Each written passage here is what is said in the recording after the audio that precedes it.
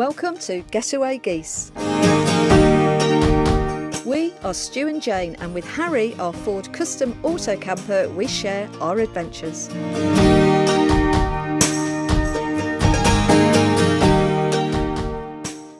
Welcome back for another Q&A. So we've got a few more questions to go through. So if you think of any more questions, put them in the comments. First one is from Karen Edwards, and it was about travel insurance for the island trip and others. You know, do we take out travel insurance effectively? And the answer is yes, we do.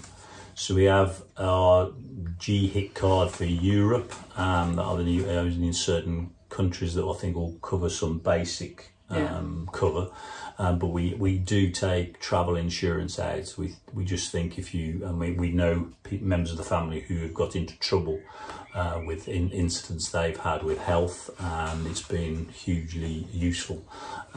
So we have first-hand knowledge of that, and I'd hate to think we got ourselves into a problem out there. So yes, we do. We take a 12-month, don't we? We do a 12 months. Yeah, we take a 12 we used to do per trip initially, only because of the types of travel we were doing, but we take now an annual subscription. So yes, we do. You take your money, you pay your risk, and that's a risk statement, I think. Definitely.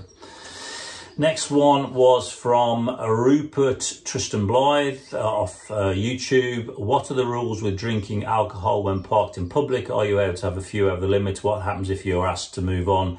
Is this restriction to campervan living?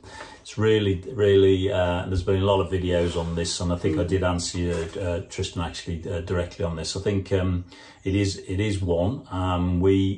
We'll have an occasional drink, okay? You've seen us do that, we'll do that. We'll get to a point where we're definitely not over the limit, because you never know if you've got to move. So that is the advice. If you don't go over the limit, you ain't got a problem. If we go to a pub, we'll have two, but Stu will have 1 pint, and then his next pint will be an alcohol-free one. Yeah, so... apparently you can get alcohol-free... Well, you've tasted it, it's all right, isn't it? Alcohol-free Guinness. Yeah. So if you're on a campsite, I think if you're on a campsite, it's different, because you're in a secure environment. I think if you're wild camping, you've got to be careful with that. And the advice is either don't drink, or certainly don't go over the limit. Because or just let your wife drink. Or maybe you take it in turns and that type of thing. One have a party, one doesn't. So that's the other way of doing it. Usually me. So I think that's sort of the advice on that. I'm no expert in this, so but I think the advice is. Just don't go over the limit. Either don't do it or don't go over the limit. There's a lot of times. It's also if you've got to move the van quickly. Yeah, and there's a lot of times we don't do it. We will drink occasionally, but we don't drink all the time. So they're that way. The next one was from Vans for the Memories. Thanks, guys. They're off YouTube. Best thing and worst thing about doing YouTube? That's a very good question. Look, I'll let you answer that. Okay, the best thing is for me is that I enjoy the process, I enjoy the creativity, and I enjoy the output of. So it takes time to produce and put it together and narrate it, etc. We'll probably can do 2 a week and still do other things in the week. And when I could do more if I just put my head down, but it probably takes a couple of days per video. But I enjoy it because I like the creative process. It's also a great way of recording our memories. Yeah. It can be intrusive. It can.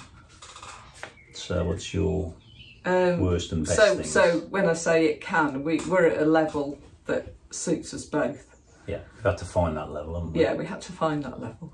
We had banter finding that. What's the best thing for you?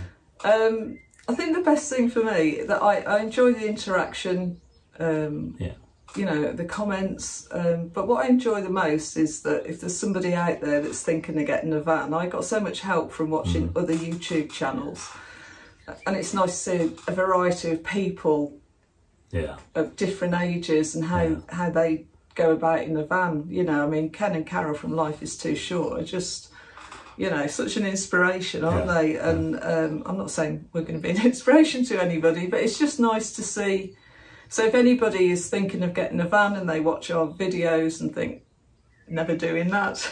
Or they never thought of a thing and we made them. Sometimes it's not just about, van life's about your van life, and that's really important. There's all sorts of opinions, so whatever we say is not necessarily right. You've got to find out what's right for you. Yeah. But if it makes you think and consider, oh, that's a point to consider, high top, low top, or LPG or electric, whatever that is, if we make you think, or ideas, have you thought about doing this? We found this unique way. Yeah, I think we found them so helpful. Yeah. It would be nice if someone, even if it's one person, found ours helpful. Yeah. So I guess that's it. Yeah. So that's sort of that's the answer to that then. So anyway, that's the end of this quick Q&A. So thank you for that. Any other questions you've got, just drop them in the comments. Thank you, and we'll see you on the next one.